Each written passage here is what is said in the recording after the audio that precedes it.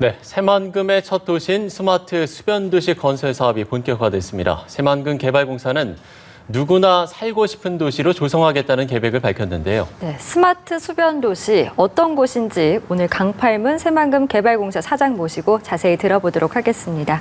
어서 안녕하십니까? 오십시오. 네, 안녕하십니까? 예. 자, 그동안 새만금 사업은 30년 동안 진척이 없이 지지부진하다라는 의견들이 좀 있었습니다. 초대 사장으로 취임을 하셔서 일단 가장 중점을 둔 게 어떤 건지 좀 여쭙겠습니다. 이 새만금 사업은 서울의 3분의 2 정도 크기의 대규모 국책 사업입니다. 그렇죠. 그러다 보니 이를 둘러싼 이해관계자들의 의견이 첨예하게 많이 대립하기도 했고요. 예, 예. 또 중앙부처로서도 그 내용을, 사업 내용을 변경하거나 하는 경우도 많았습니다. 그러다 보니 사업이 많이 좀 지연됐습니다. 네. 현 정부가 들어서면서 새만금 개발에 보다 속도를 내기 위해서 저희 공사를 만들었고요. 공공이 선도해서 새만금 사업을 현재 추진하고 있는 것입니다. 전라북도에서는 새만금 30년을 희망고문이라고 이렇게 말을 하고 있습니다. 예. 또 과연 새만금이 과연 성공할 수 있을까 하는 그런 회의적인 시각도 많습니다. 그래서 저는 취임을 하면서 국민들이 체감할 수 있는 새만금의 변화를 만들어야 되겠다. 그리고 새만금은 성공한다는 그런 확신을 심어주는 것이 중요하겠다고 판단을 했습니다. 이에 따라서 신속한 사업 추진을 공사의 핵심 가치로 정했고 예. 늘 저는 속도전을 강조하고 있습니다. 그 결과 새만금 내부 개발을 견인할 새만금 첫 도시인 스마트 수변 도시를 8개월 앞당겨서 저희가 착공을 했고요. 예, 예. 육상 태양광 사업도 내년부터 상업운전을 시작을 하게 됩니다. 또 고금산군도의 케이블카 사업도 착실하게 진행을 해서 2024년에는 국민들이 서해 낙조를 케이블카로 감상하실 수 있을 것으로 생각합니다. 네, 말씀해 주신 것들 중에서 이 스마트 수변 도시가 새만금 내부 개발을 견인하는 역할을 했다 이렇게 말씀을 해주셨는데 이 새만금 스마트 수변 도시 어떤 특징을 갖고 있는지도 궁금합니다. 이 두바이의 그 팜 주메이라라는 도시가 있습니다. 예, 예. 팜 주메이라는 야자수 모양으로 해서 바다를 간척해서 만든 인공 도시인데요. 세계 부자들이 즐겨 살고 있는 그런 도시입니다. 그렇죠. 예. 스마트 수변 도시는 이런 팜 주메이라 같은 아름다운 워터프런트 공간에서 친환경과 스마트 기술이 접목된 그런 미래형 도시라고 자랑할 수 있습니다. 예. 도시 어디서든 500m만 가면 물가에 나갈 수가 있습니다. 그리고 사업 부지의 35%를 녹지와 수변 공간으로 조성하고 새만금에서 생산하는 신재생 에너지를 공급받는 탄소 중립 도시를 계획하고 있습니다. 또한 지능형 교통 관리 시스템과 같은 스마트 서비스도 도입할 예정입니다. 도시의 편리한 인프라는 누리면서도 자연 속에서 한적하고 쾌적하게 생활할 수 있는 그러한 명품 도시가 될 것으로 저희는 기대합니다. 예.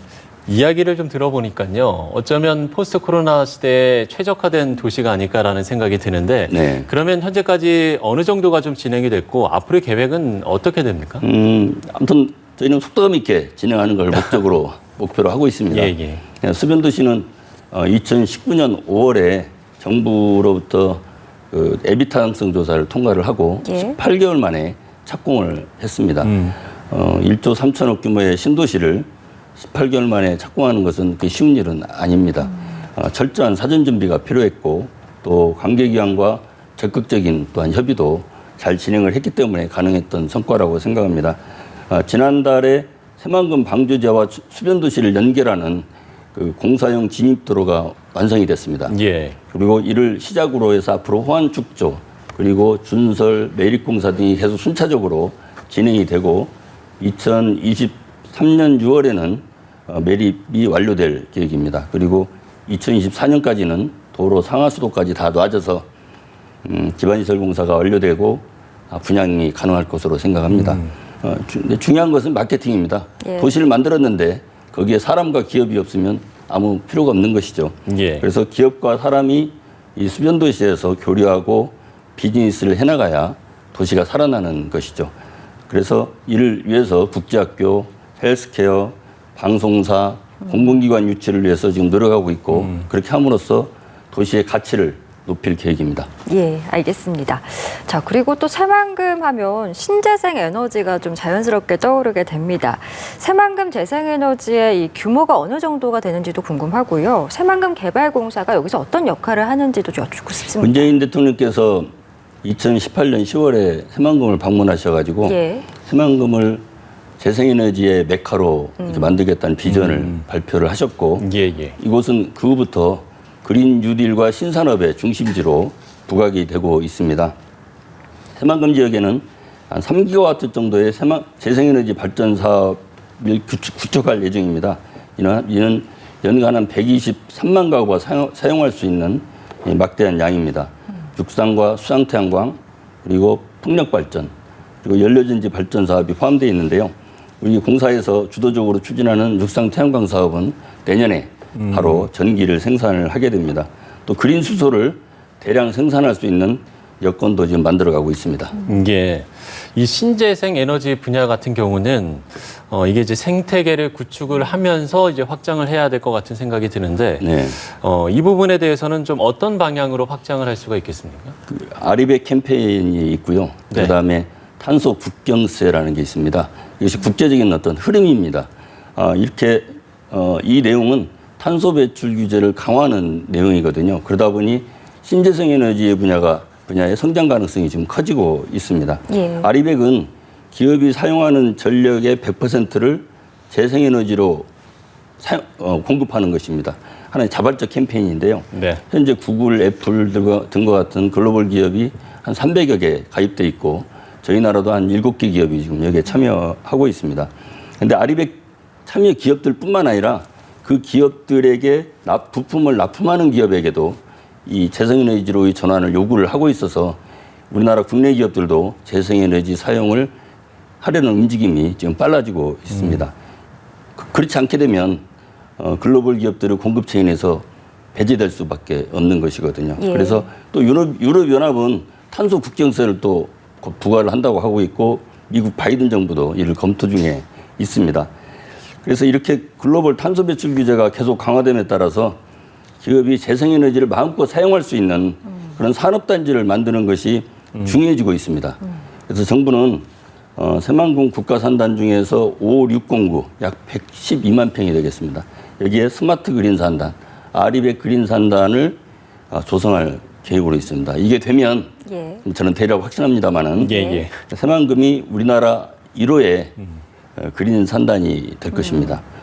저희 공사는 그린 산단에 입주하는 기업에게 태양광 전력을 공급하는 역할을 저희는 하게 됩니다. 기업들이 그린 산단에 입주하는 것만으로도 아리백이 가능해지거든요. 예. 그렇게 되면 새만금 지역의 기업 유치에도 저는 충분한 많은 기여를 할 것으로 생각합니다. 네, 말씀해 주신 걸 들어보니까 참 새만금 사업이 속도감 있게 착착 진행되고 있다라는 생각이 드는데 이 새만금 사업이 앞으로 나아가야 할 방향도 중요할 것 같습니다. 그 방향에 대해서도 좀 질문을 드리고 싶고 사업 성공을 위해서 좀 어떤 부분이 필요하다라고 생각하시는지요? 새만금은 이 재생에너지와 그린 뉴딜의 중심지를 표방하고 있습니다. 예. 현재 세계적인 그런 트렌드로 생각해 보면 저는 잘 맞는 방향이라고 생각합니다. 앞으로 적극적으로 이 분야를 추진해 나가면 그런 좋은 성과가 나올 것으로 생각합니다. 이제 가장 중요한 과제는 중앙행정부처, 또 지자체, 민간기업 등 주요 사업 주체들이 잘 소통하고 합심해서 일을 해나가는 것입니다. 그래야 저는 새만금이 성공할 수 있다고 봅니다. 그렇지 않으면 갈등이 커지고 해서 그게 비용으로 나타나서 많은 어려움을 줄 수 있고 사업이 지연될 수밖에 없다고 생각합니다. 최근 전라북도하고 새만금 부근의 3개 기초지자체가 새만금 개발에 원하는 추진을 위해서 행정협의체 구성을 합의했습니다.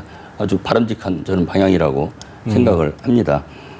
그리고 상해 푸동이나 인천 송도신도시와 달리 새만금에는 이게 약점이 한 가지 있습니다. 강력한 배후도시가 없습니다. 상해 푸동이나 인천 송도시는 그걸 가지고 있는데 그러다 보니까 사업 추진에 어려움이 있는 것 사실입니다. 네. 그래서 새만금이 사업성을 확보하기 위해서는 지금 추진하고 있는 항만, 공항과 같은 SOC를 차질 없이 추진을 해서 접근성을 강화를 해줘야 된다 이렇게 생각을 하고 새만금에 투자하는 기업에게는 세금 감면, 금융 지원. 왜냐하면 거기 새만금에 투자하는 기업에게는 리스크가 좀 발생할 수밖에 없기 때문에 예. 특별한 혜택이 부여돼야 할 것으로 봅니다.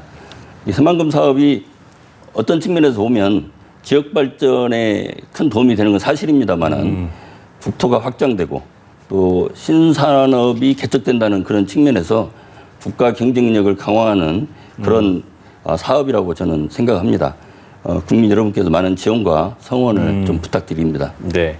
어려움 속에서도 사업 성공에 대한 자신감을 보여주셨는데 이제 앞서서 그 지역 경제에 기여하는 부분도 말씀을 해주셨는데요. 네. 실제로 이 지역에 대한 어떤 지역에서도 기대감이 상당히 좀 높아졌을 것 같습니다. 이 사업이 지역 경제에 어떻게 좀 기여할 수 있겠습니까? 이 전라북도의 현재 상황을 보면 네. 저출산과 일자리 부족으로 인구가 계속 감소하고 있습니다. 그러한 환경 속에서 새만금 사업은 일자리 창출과 지역경제 발전에 큰 힘이 될 것으로 생각합니다. 또 지역경제에 도움이 되기 위해서 저희가 하고 있는 사업인 육상태양광 사업이나 수변도시 사업을 해나가는 데 있어서 지역기업과 공생하는 도움이 되는 그런 방향을 사업 모델을 계속 발굴해 나가고 있습니다. 예를 든다면 저희 수변도시와 육상태양광 사업에 지역기업이 60%까지 참여토록 하고 있고요. 또 지역기자재도 85%까지 이렇게 사용하도록 하고 있습니다.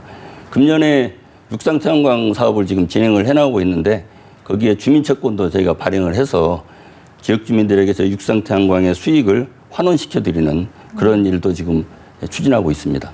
예, 알겠습니다. 오늘 말씀은 저희 여기까지 듣도록 하겠습니다. 지금까지 강팔문 새만금 개발공사 사장과 말씀 나눴습니다. 고맙습니다. 네, 감사합니다.